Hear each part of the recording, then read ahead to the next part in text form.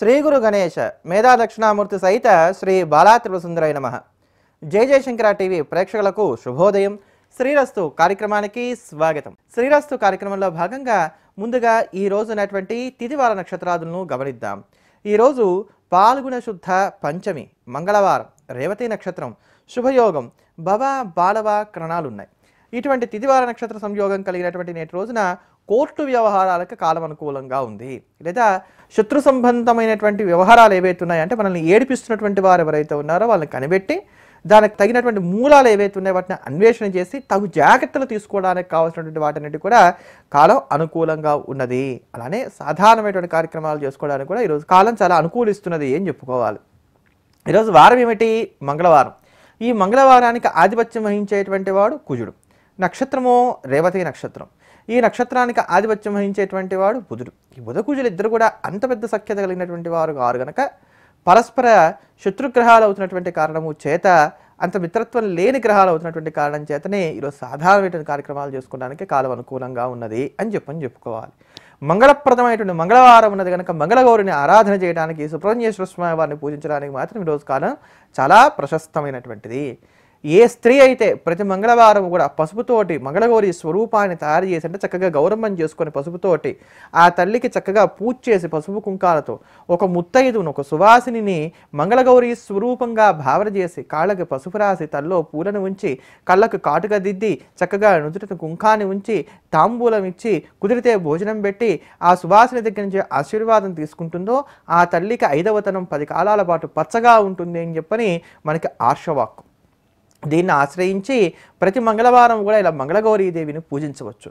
పురుషులైనప్పటికి కూడా ప్రతి మంగళవారం కూడా మంగళగౌరీదేవిని పూజించడం వలన, మంగళచండికా స్తోత్రాన్ని పారాయణ చేయడం వలన, మంగళచండికా మంత్రాన్ని అనుష్ఠానించడం వలన, లేక దుర్గా పూజ చేయడం వలన విశేషించి వారందరికీ కూడా ఉండేటువంటి కుజగ్రహ సంబంధమైనటువంటి దోషాలు తొలగుతాయని, రుణ వ్రణ శత్రుబాధలు తొలగుతాయి అని చెప్పనేటువంటి ఆర్షవాక్కును అనుసరించి ఇవన్నీ కూడా ఈరోజు చేసుకోవడానికి కాలం అనుకూలంగా ఉన్నది అని చెప్పుకోవాలి.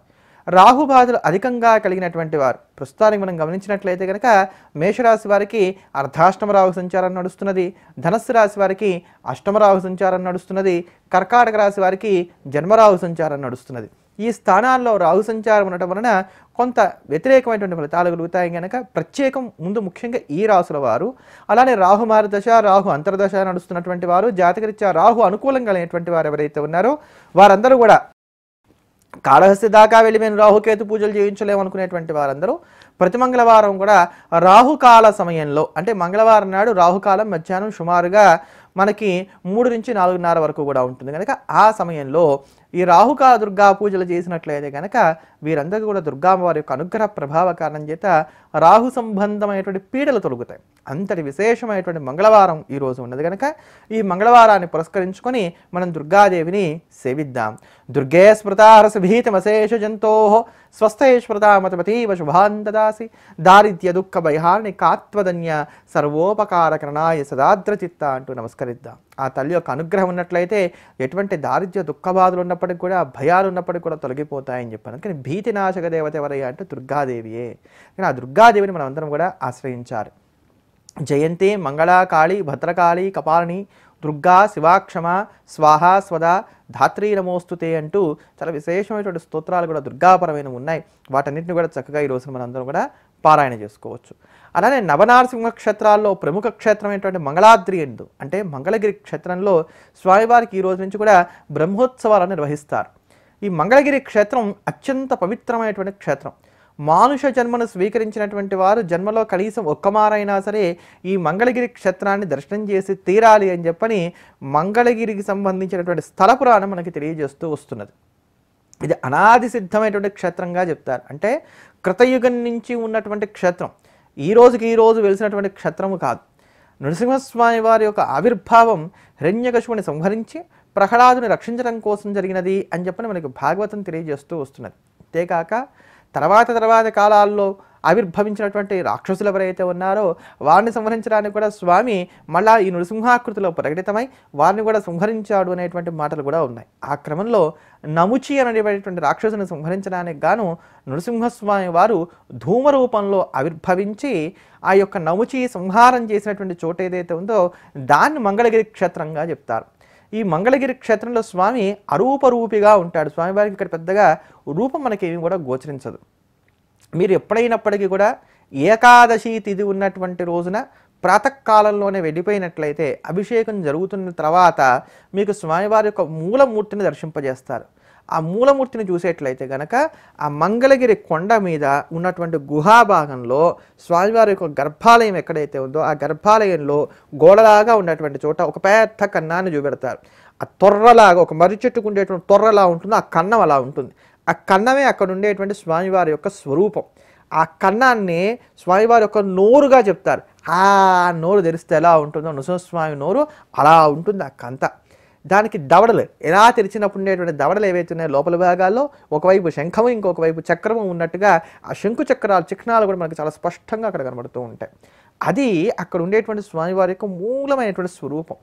ఆ మంగళగిరికి యుగాన్ని బట్టి ఒక్కొక్క నామము, ఆయా యుగాల్లో జరిగినటువంటి కథా విశేషాలు, ఒక్కొక్క యుగమందు ఒక్కొక్క విశేషమైనటువంటి ప్రసాదం స్వామివారు స్వీకరించడం లాంటి అనేకమైనటువంటి అద్భుతమైనటువంటి రహస్యాలతో కూడినటువంటి స్థలము ఈ మంగళగిరి క్షేత్రం. ఇక్కడ కృతయుగంలో ఈ పర్వతానికి తోతాద్రి అనబడేటువంటి పేరు ఉండేదిట. స్వామివారి యొక్క నిశ్వాస జ్వాలా ధూమదగ్ధంతో తోతాద్రి అనేటువంటి పేరు దీనికి వచ్చింది అని అంటారు. అంటే నముచిని సంహరించేటప్పుడు స్వామి విశేషమైనటువంటి ధూమాకృతిలో వచ్చి ఆ యొక్క నముచి సంహారం చేసినందుకు కారణం చేత ఒక పొగంతా పేరుకుపోతే ఆ యొక్క పర్వతం ఎలా ఉంటుందో అలా ఉంది కనుక దానికి తోతాద్రి అనబడేటువంటి పేరు వచ్చింది అని అంటారు. అలా అక్కడ నముచి సంహారం చేసిన తర్వాత దేవతలందరి యొక్క కోరిక మేరకు స్వామివారు స్వయం వ్యక్తమూర్తిగా అక్కడే వేయించేసి ఉన్నారట. అందుకనే ఆ కృతయుగం అంతా కూడా దేవతలు స్వామివారిని సేవిస్తూ వచ్చేవారు. అది కృతయుగం కనుక దేవతలు సేవిస్తూ వస్తున్నారు కనుక దేవతలు తాము నిత్యము స్వీకరించేటువంటి ఆహారమైనటువంటి అమృతం ఏదైతే ఉందో ఆ అమృతంతో స్వామివారిని సేవిస్తూ వచ్చేవారు ఆ యుగమంతా కూడా. తర్వాత యుగమైనటువంటి త్రేతాయుగం ఏదైతే ఉందో ఆ త్రేతాయుగంలో ఈ యొక్క క్షేత్రానికి స్తుతాద్రి అనబడేటువంటి పేరు వచ్చింది అని అంటారు. స్తుతాద్రి అంటే స్తుతిపాత్రమైనటువంటిది అని అర్థం. స్తోత్రం చేయదగినటువంటిది, మహత్తరమైనటువంటిది అయినటువంటిది అంటే ఆ పర్వతం. అందుకని దానికి స్తుతాద్రి అనబడేటువంటి పేరు వచ్చింది. ఇక్కడ ఈ క్షేత్రంలో స్వామివారికి త్రేతాయుగం అంతా కూడా నైవేద్యం కింద నేతిని పెడుతూ వచ్చేవారు. అందుకని ఆజ్యాన్ని ఆహారంగా స్వీకరించేవారు స్వామి. ఆజ్యం అంటే బాగా కరిగినటువంటి నెయ్యి. ఈ కరిగినటువంటి నేతిని శంఖంలో ఉంచి ఆ శంఖంతో ఆ నేతిని స్వామివారికి పానం చేయడానికి గాను స్వామివారి యొక్క ముఖభాగంలో అర్పణ చేస్తూ వచ్చేవారు. అందుకని ఇక్కడ త్రేతాయుగం అంతా స్వామివారికి ఆహారము ఆజ్యము.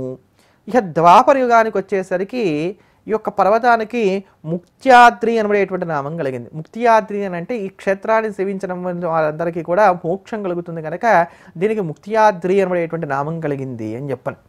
ఈ క్షేత్రంలో ద్వాపర యుగం అంతా కూడా స్వామివారికి పాలని ఆహారంగా సమర్పణ చేస్తూ వచ్చేవారు. చక్కటి గోక్షీరాన్ని, మంచి దేశీయ ఆవు పాలు ఏవైతే ఉన్నాయో వాటిని స్వామివారికి అర్పణ చేస్తూ వచ్చేవారు. దేశీయ ఆవు పాలు అన్న పదవి ఇక్కడ మనం అసలు వాడక్కర్లా.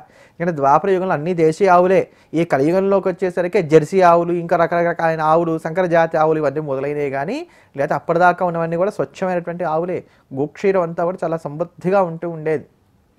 ఈ కలియుగంలోకి వచ్చేసరికి ఈ యొక్క పర్వతానికి మంగళాద్రి అనబడేటువంటి పేరు వచ్చింది. మంగళగిరి అని ఈ మంగళాద్రినే మనం చెప్పుకుంటున్నాం. అద్రి అంటే సంస్కృత పదమే, అందుకనే ఇలా గిరి అనే కూడా సంస్కృత పదమే. మంగళాద్రి దీని అసలు పేదం. ఈ మంగళాద్రిగా స్వామివారి యొక్క పర్వతాన్ని చెప్పుకుంటూ ఇక్కడ ఉన్నటువంటి స్వామివారికి ఈ కలియుగంలో మానవులమైనటువంటి మనమందరము కూడా పానకాన్ని నైవేద్యంగా సమర్పణ చేసి మన ఇష్టార్థ పూర్తిని పొందగలుగుతున్నాము అని చెప్పాను.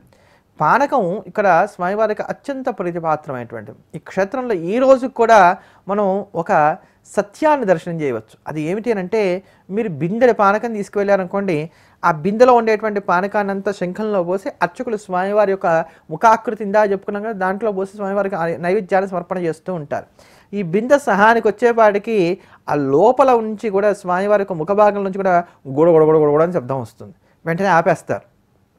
అక్కడ ఈ గుడగుడ శబ్దం వచ్చిన తర్వాత కూడా పానకం కనుక పోసినట్లయితే ఆ పానకం లోపలికి వెళ్ళక బయటికి స్వామివారు వెళ్ళగక్కుతారు. అంటే తాను ఆహారంగా సహాన్ని స్వీకరించి మిగతా సహాన్ని భక్తుడికి ప్రసాదంగా ఇస్తాడనమాట ఇక్కడ స్వామివారు. అలా మొక్కుకుంటారు. ఇన్ని బిందెల పానకము లేకపోతే ఇన్ని డబ్బాల పానకము అని మొక్కుకొని తయారు చేసి తీసుకెళ్ళి స్వామివారికి ఇస్తూ వస్తారు. ఈ మధ్యకాలంలో మనకి కొంచెం బద్ధకాలు పెరిగిన తర్వాత ఈ పానకాలు తయారు చేసి తీసుకువెళ్ళటము, ఇన్ని బిందెలను ముక్కుకోవడము ఓ రకంగా పోయిందనే చెప్పుకోవాలి. ఇప్పుడు అక్కడ దేవాలయంలోనే స్వామివారికి పానకం తయారు చేయించి దానికి ఒక టికెట్ పెట్టారు. ఆ టికెట్ కట్టినటువంటి వారందరూ కూడా ఇంత గిన్నెలో ఒక పానకం ఇస్తారు. ఆ పానకం తీసుకెళ్లి స్వామివారికి సమర్పణ చేసినట్లయితే అది మాత్రమే స్వామివారి యొక్క నోట్లో ఉంచుతారు. అది కూడా 3 శంఖాలు పోసేసి వదిలేస్తున్నారు. ఇలా కాల వైపరీత్యంగా మార్పులు చేర్పులు జరుగుతున్నాయి. కానీ వాస్తవానికి గతంలో కొంచెం పెద్దవాళ్ళు ఎవరైనటువంటి వారిని కూడా అయినా కూడా ఈ సత్యాన్ని వారందరూ కూడా మనకు చెప్తారు. దీన్ని జాగ్రత్తగా మనందరం కూడా గమనించవచ్చు. ఇక్కడ సర్వమంగళైనటువంటి మహాలక్ష్మి తపస్సు చేసింది ఈ కొండ మీద. అందుకని కూడా దీనికి సర్వమంగళ తపస్సు చేసినటువంటి చోటు అయినటువంటి కారణం చేత కూడా మంగళాద్రి అనేటువంటి నామం వచ్చింది అని అంటారు. అసలు ఈ క్షేత్రానికి సంబంధించి చాలా విశేషమైనటువంటి కథలు ఎన్నో ఉన్నాయి. గడ్డి పరకకి కూడా మోక్షం ఇచ్చినటువంటి క్షేత్రం ఈ క్షేత్రం అని చెప్పని స్థల పురాణం చెప్తున్నది. నారదుడు ఇక్కడ శాపవశాన పాలవృక్ష రూపంలో ఉన్నాడు అని చెప్పాను. ప్రస్తుతానికి ఆ పాలవృక్షం ఇక్కడ లేదు. కారణాంతరాల వల్ల అది ఎండిపోవడం, దాన్ని తొలగించడం అనేది జరిగింది. ఆ స్థానంలో వేరే పాలవృక్షాన్ని నాటడం చేశారు. ఈ పాలవృక్షానికి గనక ముడుపు కట్టుకున్నట్లయితే సంతానం లేనటువంటి వారికి సంతతి కలుగుతుంది అని. ఇప్పటికీ ఉదాహరణకి ఈరోజు బ్రహ్మోత్సవాలు కదా, బ్రహ్మోత్సవాల ప్రారంభం రోజున ఏం చేస్తారు? స్వామివారికి గరుడ పతాకాన్ని ధ్వజస్తంభం మీద ఎగరవేస్తారు. ఆ గరుడ పతాకాన్ని ఎగరవేసేటప్పుడు గరుక్మంత్రికి నైవేద్యం పెట్టినటువంటి అన్నాన్ని గరుడ ముద్దగా అందరికి కూడా అక్కడ పంచుతారని చక్కగా ఇలా విసిరేస్తారు. ఆ ప్రసాదం ఎవరికి దొరుకుతుందో వారి కనుక దాన్ని ఆహారంగా స్వీకరించినట్లయితే సంతానం లేనటువంటి వారు వారికి సొంతు కలుగుతుంది అని చెప్పిన నమ్మిక. అంతటి విశేషమైనటువంటి క్షేత్రం ఈ క్షేత్రం. ఈ క్షేత్రంలో 2 విధాలుగా ఉంటుంది. కొండ మీద ఉండేటువంటి స్వామివారు, కొండ కింద ఉండేటువంటి స్వామివారు. కొండ మీద ఉండేటువంటి స్వామివారు స్వయంభువు, కొండ కింద ఉండేటువంటి స్వామివారు సాక్షాత్తు పాండవుల చేత సుప్రతిష్ఠితమైనటువంటి మూర్తిగా చెప్తారు. ఈ కొండ మీద ఉండేటువంటి స్వామివారిని ప్రాతకాలం ముందు మానవులైనటువంటి మనమందరము సాయంత్రం వేళ నుంచి కూడా దేవతలు అర్చించుకుంటారని ప్రతీతి. అందుకనే రాత్రి వేళ ఇక్కడ దర్శనము ఉండదు. సాయంకాలం అవగానే స్వామివారి యొక్క దర్శనాన్ని నిలిపివేస్తారు కొండ మీద. అంతటి విశేషమైనటువంటి మంగళాద్రి లక్ష్మీ నరసింహస్వామి వారు, ఆయనకి గండాల రాయుడు అని పేరు. ఇక్కడ గండాదీపం పెట్టినట్లయితే గండదోషాలు దొరుకుతాయని చెప్పని అటువంటి గండాల రాయుడు యొక్క అనుగ్రహ ప్రభావ కారణం చేత మనందరికీ సమస్తమైనటువంటి సన్మంగళాలు కలగాలని చెప్పిన ప్రార్థన చేస్తూ ఈ రోజు ఉన్నటువంటి పరిహారాన్ని ఒక్క మారు గమనిద్దాం.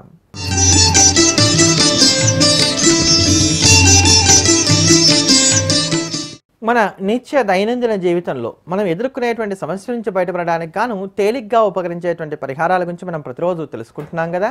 ఆ క్రమంలో ఈ రోజున అదేమిటోనండి, ఉన్నట్టుండి పనులన్నీ ఆగిపోతూ ఉంటాయి, అయిపోతున్నాయి అబ్బా అనుకునే టైంకి హఠాత్తుగా ఏదో బ్రేక్ పడినట్లుగా పనులన్నీ ఆగిపోతున్నాయి, ఏమిటో దురదృష్టం అనుకునేటువంటి వారు ఎవరైతే ఉన్నారో వారికి దురదృష్టాలు తొలగి అదృష్టాలు కలగడానికి గాను ఉపకరించేటువంటి చాలా తేలికైనటువంటి పరిహారాన్ని తెలియజేస్తాను.